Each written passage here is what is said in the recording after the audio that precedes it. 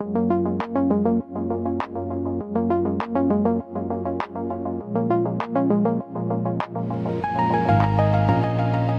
biggest challenge in Web3 isn't technology, it's trust. We already have fast blockchains, new tokens and decentralized apps, but most people, companies and governments still prefer Web2 because it's predictable, regulated and familiar. MetaEarth is filling that gap by building the infrastructure that lets both worlds connect. Here's how. Web3 runs on open and decentralized network, but it struggles with verification, regulation and security.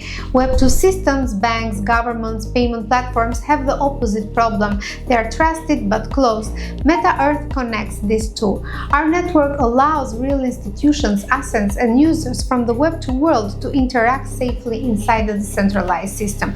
For example, a bank can issue or settle real-world assets on-chain, knowing every counterparty is verified and compliant. Business can move payments or data on MetaEarth without relying on a central intermediary. A government agency can connect to the network without losing control of its compliance standards.